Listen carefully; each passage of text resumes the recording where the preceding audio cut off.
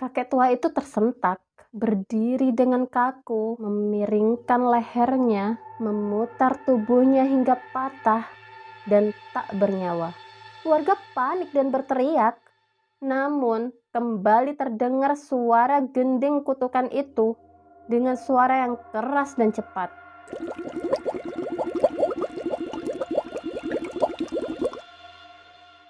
Hai, aku Santi. Untuk kalian pecinta horor, yuk gabung ke channelku. Di video kali ini, aku akan bawain cerita baru yang pastinya nggak akan kalah seru sama cerita-cerita sebelumnya ya. Dan kali ini, aku akan coba masuk dari sudut pandang seorang gadis bernama Sekar. Cerita ini berjudul Gending Alas Mayit. Oke, tanpa basa-basi lagi, kita langsung masuk aja ke ceritanya. Desa Windu Alit, sebuah desa yang jauh dari sosok hiruk-pikuk perkotaan. Pemandangan indah Gunung Merapi selalu setia menemani pagi setiap warga di desa ini. Sama sekali tidak ada yang istimewa di desa ini. Bahkan, desa ini masih jauh dari kesan modern. Rumah-rumah di sini masih dibangun dari kayu. Bahkan, listrik pun baru masuk beberapa tahun yang lalu. Itu pun hanya cukup untuk lampu-lampu rumah. Wajar saja. Untuk keluar masuk desa Windu Alit, kami harus melalui jurang sejauh ratusan meter. Kendaraan bermotor hampir mustahil masuk ke desa ini. Namun, warga di desa ini sudah terbiasa memenuhi hidup dari hasil bercocok tanam. Uang. Maaf saja, benda itu tidak terlalu berharga di sini. Namaku Sekar, hanya perempuan biasa yang menumpang hidup dari orang tua. Keseharianku layaknya wanita desa biasa, memasak, mencuci baju di sungai, menimba air, dan kadang membantu di kebun bapak. Bu, Sekar nyuci kelambian yang kalian dhisik ya? Ya, aja kesuwen.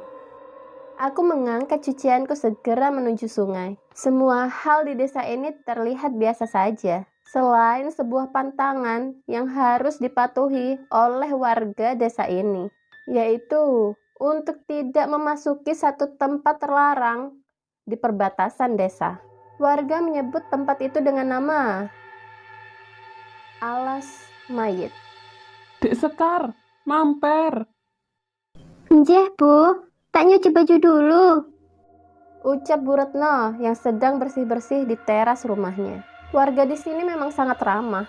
Hampir setiap berpapasan, kami selalu memberi salam atau sekedar perbincangan basa-basi.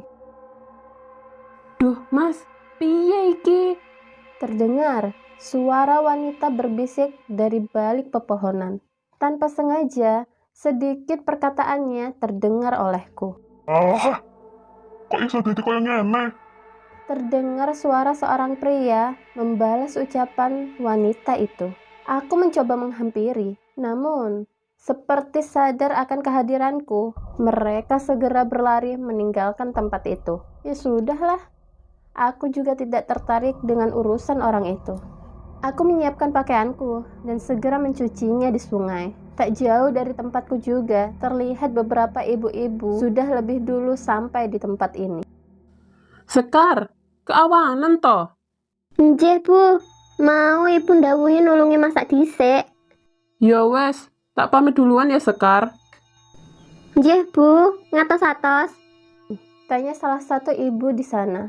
Satu persatu ibu-ibu meninggalkanku di sungai. Sampai akhirnya hanya aku sendiri. Segera aku menyelesaikan cucianku dan kembali ke desa. Sekembalinya dari sungai, desa terlihat begitu sepi. Namun samar-samar terdengar suara ramai dari balai desa. Aku segera menghampiri ke sana. Dan apa yang aku lihat benar-benar bukan pemandangan yang biasa. Seorang wanita, itu Laksmi. Ia tersungkur di tanah dengan tubuh penuh luka, seolah dipukuli dengan sangat keras. Iki anakmu, Mas, anakmu. Tangis Laksmi sambil memohon kepada lelaki yang memukulinya itu. Perempuan brengsek. Ucap lelaki itu sambil mencoba mengantamkan tinjunya lagi ke Laksmi. Namun segera ditahan oleh warga. Ojo ngelek-ngeleki suamiku. Ra mungkin suamiku gelem mbek lonte macam kowe.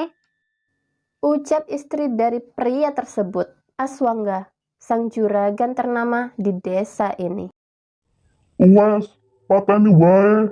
Teriak salah satu anak buah Aswangga memanaskan emosi warga. Jangan, Pak. Bicarakan baik-baik dulu. Ucap salah seorang warga. Sekali lagi, pukulan keras menghantam Laksmi. Dan wanita itu hanya diam berlutut sambil melindungi janin di perutnya. Sudah, Pak, sudah. Jangan sampai ada yang mati. Kalau terpaksa, usir saja dia dari desa ini. Ucap kepala desa yang terlihat takut dengan pengaruh Aswangga dan anak buahnya yang terlihat bengis. Baik, bawa dia. Usir dia dari desa ini. Perintah Aswangga kepada anak buahnya. 3 orang bertubuh besar menarik tubuh Laksmi, menyeretnya, membawanya keluar dari desa. Tubuh Laksmi yang lemah tidak mampu melawan dan hanya tangis yang terlihat dari wajahnya. Sudah beberapa minggu berlalu setelah diusirnya Laksmi dari desa. Beberapa kabar tidak baik tersebar di antara warga desa tentang pengusiran Laksmi. Anak buah Aswangga dikabarkan membawa Laksmi ke hutan terlarang di perbatasan desa, memperkosanya dan menghabisi nyawanya. Tidak ada satupun warga yang berani menanyakan atau memastikan kebenaran kabar burung tersebut. Semua berlalu seperti tidak ada yang terjadi. Sampai sesuatu terjadi di malam bulan purnama. Suara gamelan terdengar tanpa henti sepanjang malam. Warga mencoba mencari sumber suara dari musik gamelan tersebut. Namun, suara itu berasal dari hutan desa. Saat malam sudah mencapai puncaknya, terdengar suara teriakan dari rumah Aswangga. Seorang bocah laki-laki mendobrak keluar rumah. Warga yang melihat mencoba membantu Aswangga menghentikan anak itu. Namun, tariannya semakin mengerikan. Bocah itu tertawa, memutar kepalanya ke belakang hingga mematahkan lehernya. Aswangga mencoba menghentikan, namun tetap saja tidak mampu menahannya. Dalam kondisi seperti itu, bocah itu tetap bergerak menari dan berlari menuju hutan. Suara gamelan terdengar semakin cepat, hingga sosok anak itu menghilang di tengah kegelapan hutan bersamaan dengan hilangnya suara gamelan yang berbunyi semalaman. Pencarian tidak mungkin dilanjutkan di tengah malam, apalagi dengan penerangan yang seadanya. Akhirnya, warga berjanji kepada Aswangga untuk membantu mencari anaknya di pagi hari. Pagi menjelang, warga bersiap dengan peralatan seadanya untuk membantu Aswangga mencari anaknya. Namun, sebelum masuk ke dalam hutan, terlihat sesosok badan tergeletak di mulut hutan dengan tubuh yang mengenaskan. Kepala, tangan, dan kaki tidak menyatu dengan tubuhnya. Itu adalah jasad bocah yang menari kemarin. Anak dari Aswangga. Warga sangat panik. Terlihat dengan jelas raut muka gelisah di wajah anak buah Aswangga. Namun ternyata ini adalah permulaan. Setiap purnama terdengar suara gamelan dari dalam hutan. Dan satu persatu warga desa akan menari seperti kesetanan menuju hutan. Dan dipastikan jasadnya akan muncul di mulut hutan pada pagi hari. Kami menyebut kutukan ini dengan nama gending alas mayit. Kondisi desa semakin hari semakin mencekam, seolah menunggu kapan giliran menerima kutukan itu. Mbah, Bapak saya kurang setuju. Tapi di satu sisi, Bapak juga takut. Jawabnya dengan setengah gelisah. Semenjak kejadian pertama, Bapak selalu mengajak kami sekeluarga dan tetangga untuk rutin melakukan pengajian.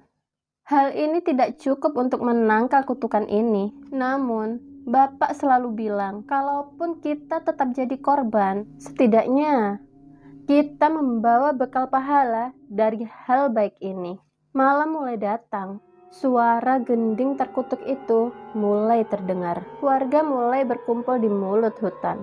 Terlihat seorang kakek tua berpakaian serba hitam sedang melakukan ritual di sana bersama seorang anak buahnya.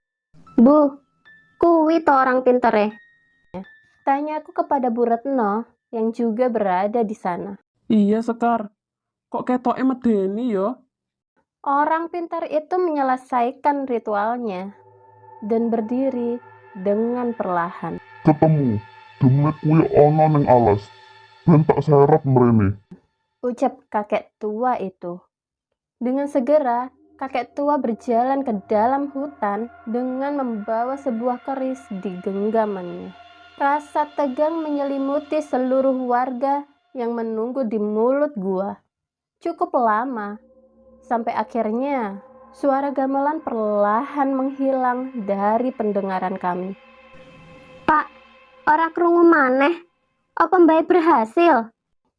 Tanyaku pada bapak. Bapak tidak menjawab. Namun aku melihat bapak sedang membacakan doa-doa seolah belum yakin semua akan aman. Perlahan mulai terlihat kakek tua keluar dari dalam hutan. Ia berjalan dengan sangat aneh. Awalnya, warga merasa sedikit lega. Namun, semua itu berubah ketika suara gong muncul dari dalam hutan. Suara gong itu muncul berkali-kali, seolah dipukul dengan amarah. Kakek tua itu tersentak, berdiri dengan kaku, memiringkan lehernya, memutar tubuhnya hingga patah dan tak bernyawa. Warga panik dan berteriak. Namun, kembali terdengar suara gending kutukan itu dengan suara yang keras dan cepat. Satu persatu warga di mulut hutan itu mulai menari dengan aneh. Mereka mengamuk menghampiri orang lain sambil menyakiti dirinya sendiri dengan mematahkan sendi-sendinya. Sekar, lari! Bapak segera menarikku dan berlari menjauh dari sana. Aku menoleh, sudah hampir setengah warga menari dan cukup banyak yang sudah tergeletak di tanah dengan tangan tetap menyeret di tanah. Sisa warga yang masih selamat berlari berhamburan, mencoba menyelamatkan diri. Kami berlari menuju rumah, namun suara gamelan itu masih terdengar. Pak, panas Pak. Bu, tolong Bu. Tubuhku mulai terasa panas, seolah ada suatu hal yang memaksaku untuk menggerakkan tubuhku. Ibu keluar dengan tergesa-gesa dan menghampiri kami. Tanganku mulai berputar dengan gemulai, namun aku masih bisa menahannya. Pak, tolong Pak, Sekar takut. Ucapku pada bapak. Bapak menyentuh kepalaku, membacakan doa, dan sekuat tenaga menahan badanku untuk tidak bergerak. Rasa panas mulai menghilang perlahan. Aku mulai bisa mengendalikan diriku. Namun, dari jauh terdengar suara teriakan warga menuju ke tempat ini. Bu, ambil semua yang sudah kita siapkan. Perintah bapak kepada ibu. Bapak yakin? Ucap ibu dengan ragu. Yang kita takutkan sudah terjadi. Nggak ada pilihan lagi. Ucap bapak sambil memandang wajah ibu. Ibu melihat jauh ke arah desa dan melihat warga yang tengah kesetanan mulai mencapai tempat ini. Ia mengerti dan segera masuk ke dalam rumah. Sekar, kamu dengerin bapak. Kali ini, bapak memandangku dengan wajah yang serius. Setelah ini, kamu harus tinggalkan desa ini. Pergi sejauh mungkin, sampai suara gamelan ini tidak terdengar. Perintah bapak kepadaku. Tapi, Bapak, Ibu, Ibu keluar dan membawakan sebuah tas yang isinya kebutuhanku yang telah disusun dengan rapi. Bapak dan Ibu akan tetap di desa, membantu sebisa mungkin. Terlihat beberapa pria yang telah kehilangan kesadaran menari ke arah kami. Pergi, Sekar, pergi. Kamu harus selamat. Ucap bapak yang segera membaca doa dan menghampiri pria-pria itu. Rasa panas mulai memasuki tubuhku lagi. Kutukan gending alas mayit ini sudah merasuki tubuhku. Sekar, kamu harus pergi sekarang, cari orang ini. Mungkin dia bisa membantu menyelamatkan desa ini. Ucap ibu sambil memberikan sebuah foto. Aku tak tahan lagi dengan rasa panas ini. Aku memeluk ibu erat-erat dan segera berlari menjauh dari suara gending ini. Gelapnya malam membuatku terjatuh beberapa kali. Aku tak peduli. Yang penting, aku harus menjauh dari suara ini.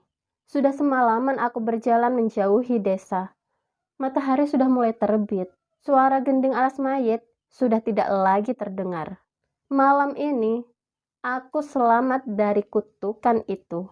Sebotol air yang sudah disiapkan oleh ibu di dalam tas hanya mampu sedikit menghilangkan rasa lelahku. Aku melihat foto yang diberikan oleh ibu. Terlihat seorang pria sedang berpose di atas puncak gunung. Aku membalik foto tersebut dan tertulis sebuah nama. Dananjaya Sambara, Merapi, 6 Juni 2016. Oke teman-teman, part ini bersambung juga ya. Dan lanjut ke part 2 di episode selanjutnya. Ditunggu, stay tune, dan jangan bosan-bosan dengerin aku cerita ya. Di sini masih banyak cerita-cerita seru yang akan aku bawain buat kalian. Jadi, jangan lupa subscribe, like, comment, and share ke semua sosial media kalian. Dan bantu channel aku buat berkembang. Jangan lupa juga bunyiin tanda loncengnya supaya kalian gak ketinggalan cerita-cerita seru lainnya. Oke, aku Santi, pamit undur diri.